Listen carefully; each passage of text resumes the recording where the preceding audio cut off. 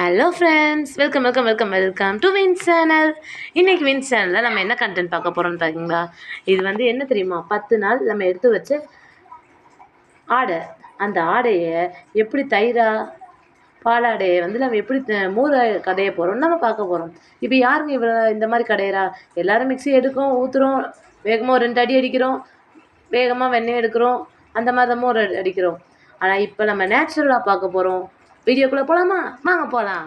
பிள்ளைகளை பெற்றவங்களா நீங்கள் மோர் கடையிறத முன்ன பின்ன பார்த்துருக்க மாட்டீங்க. ஏன்னா இது வந்து பெரியவங்க செய்கிற வேலை. இப்போ இந்த இது ஃபுல்லாக மிக்சியில் கடைச்சி முடிச்சிடுறீங்க. மிக்சியில் கடைஞ்சால் அந்த அளவுக்கு வெண்ணெய் கிடைக்காது. இப்படி நம்ம சத்தம் வர்ற அளவுக்கு இந்த மாதிரி பெரிய ஒரு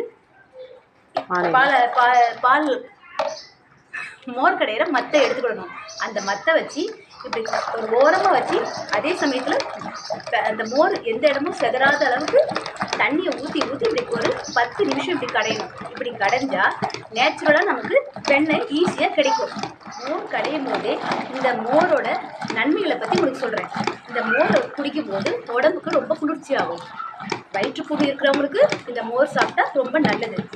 இப்போது இந்த கடையும் போது மேலே திரளுற வெண்ணெயை மாசமாக இருக்கிறவங்க, அதாவது ப்ரெக்னெண்ட்டாக இருக்கிற லேடிஸ், காலையில் உளத்தண்ணி சோறு நம்ம கொதிக்க வைப்போம்ல, அரிசியை போட்ட உடனே அந்த உளத்தண்ணியில் இந்த வெண்ணெயை போட்டு குடித்தா அவங்களுக்கு ஈஸியாக சுலபமாக நார்மல் டெலிவரிக்கு வழி கொடுக்குன்றது பழைய முன்னோர்கள் சொன்னது.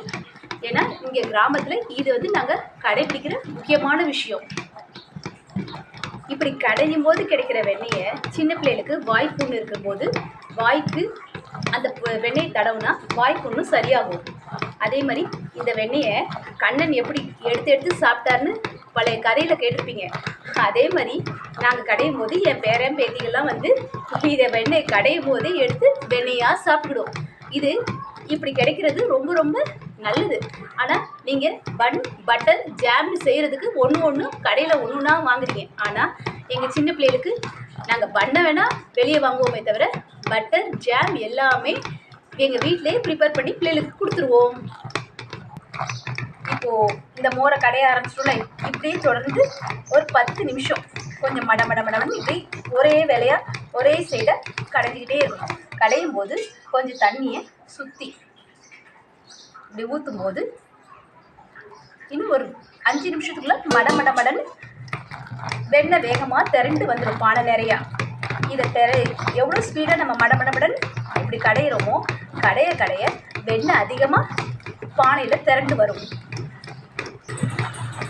10 நிமிஷம் வேலை தான் நமக்கு. ஆனால் 10 நாளைக்கு இப்படி ஆடையாக கொஞ்சம் எடுத்து தயிரை ஊற்றி நம்ம எடுத்து வச்சா பிள்ளைகளுக்கு, நம்ம பேரன் பேத்திகளுக்கு, நம்ம பிள்ளைகளுக்கு நம்ம வீட்டில் நேச்சுரலாக செய்கிற இந்த வெண்ணெயை வச்சு நெய் காய்ச்சி நம்ம பிள்ளைகளுக்கு கொடுத்துக்கலாம். அது நம்ம இது முத சாப்பாடு கொடுக்கும்போது என் பேரனுக்கெலாம் என் கையால் செஞ்ச நெய்யைத்தான் பருப்பு சாதத்துக்கு ஊற்றி கொடுத்தேன். அது எனக்கு ஒரு சந்தோஷம். இந்த சந்தோஷம் கிடைக்கிறதுக்கே நான் இதை எவ்வளோ நேரம் கடையில சொன்னாலும் நான் கண்டிப்பாக கடைவேன்.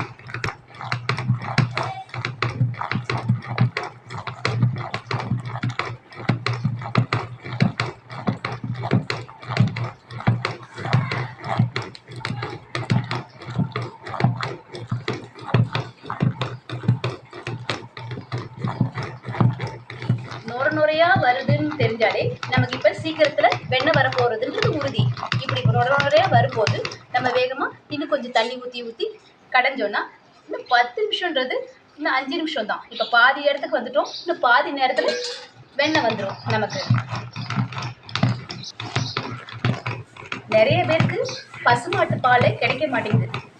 இந்த மாதிரி பசுமாட்டு பால், பண்ணைப்பால் எங்கே கிடைச்சாலும் ஒரு நாளைக்கு 200 பால் வாங்கினாலும் அதை கொஞ்சம் ஆடையாக எடுத்து வச்சிங்கன்னா உங்களுக்கு பசும்பால் குடித்த சத்தும் கிடைக்கும், இந்த வெண்ணெயில் கிடைக்கிற உங்களுக்கு பலன்களும் கிடைக்கும். நெய் கண்டிப்பாக இந்த வீடியோவில் உங்களுக்கு வெண்ணெய் எப்படி எடுக்கிறதுன்றதை நான் உங்களுக்கு நல்லா காட்டுறேன். அடுத்த வீடியோவில் இந்த வெண்ணெயை எப்படி உங்களுக்கு நெய்யாகணுன்றதையும் சொல்லி கொடுக்குறேன்.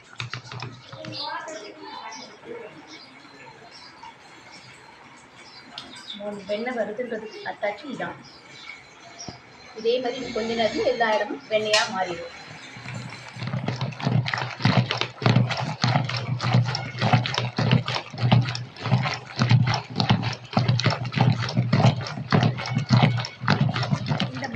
பழக்கம் எங்கள் மாமியார் எனக்கு சொல்லி கொடுத்தது.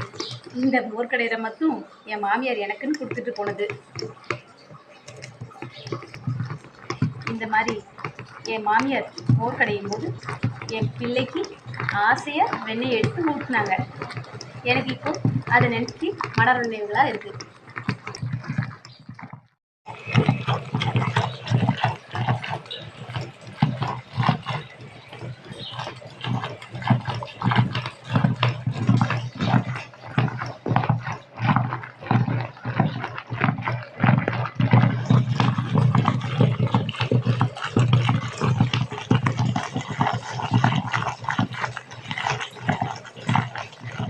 இப்போ பார்க்கும்போதே வெண்ணெய் உங்களுக்கு சுற்றி திரண்டு வர்றது உங்களுக்கு நல்லா தெரியும். இதே மாதிரி 2 செகண்டில் ஃபுல்லாக வெண்ணெய் திரண்டு மேலாப்பில் வருது உங்கள் கண்ணுக்கு நீங்கள் பார்ப்பீங்க.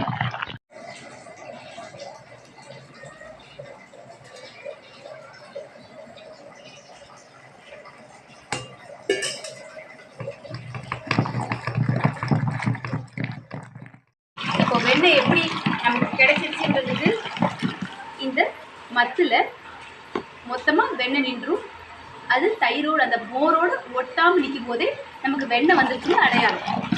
இந்த மோர் தனியாக வெண்ணெய் தனியாக எப்படி பிரிக்கணுன்றது நான் காட்டுறேன். வெண்ணெய் எப்படி நமக்கு கிடைச்சிருச்சுன்றதுக்கு இந்த மத்தில் மொத்தமாக வெண்ணெய் நின்றும் அது தயிரோடு அந்த மோரோடு ஒட்டாமல் நிற்கும் போதே நமக்கு வெண்ணெய் வந்துருச்சுன்னு அடையாளம். இந்த மோர் தனியாக வெண்ணெய் தனியாக எப்படி பிரிக்கணுன்றது நான் காட்டுறேன்.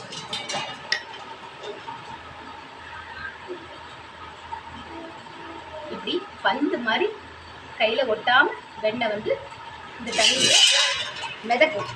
இதுதான் வெண்ணெய் கரெக்டாக வந்ததுக்கு உண்டான அறிகுறி. நம்ம கரெக்டாக வெண்ணெய் எடுத்துட்டோன்றதுக்கு இதுதான் கரெக்டானது. பாருங்கள், வெண்ணெய் தனியாக வருதா? இப்படி கொஞ்சம் கொஞ்சமாக வெண்ணெயை இந்த மோர்லேருந்து நம்ம பிரிக்கணும்.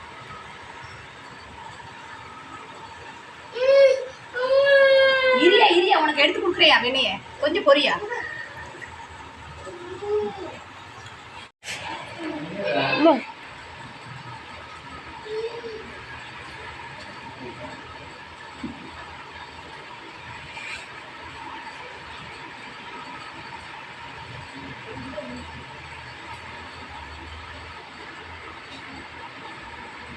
கொஞ்சம் கூட வெண்ணெய் இல்லாமல் மத்தில் வந்து எல்லாத்தையும் எடுத்துடணும்.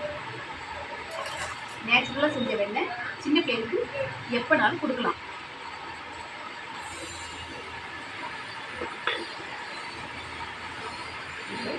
கொஞ்சம் கொஞ்சமாக நம்ம கையில் எவ்வளோ வெண்ணெய் வருதுன்றது நீங்கள் பார்க்கலாம்.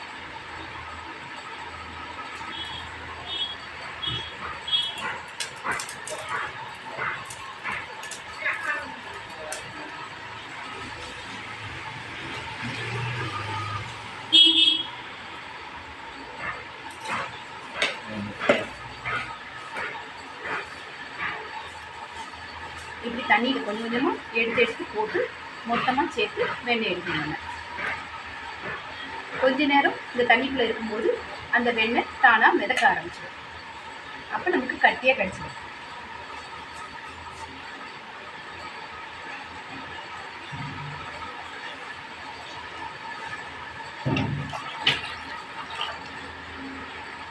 எங்கள் மாமியாரும் இப்படி தான் வெண்ணெய் எடுப்பாங்க.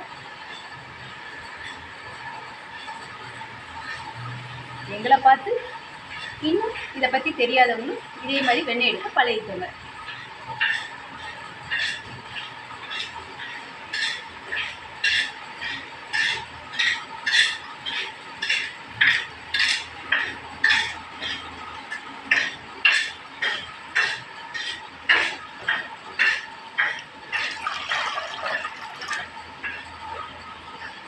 உதறும் போது ஓரத்தில் வெண்ணெய் தானாக படிஞ்சிடும்.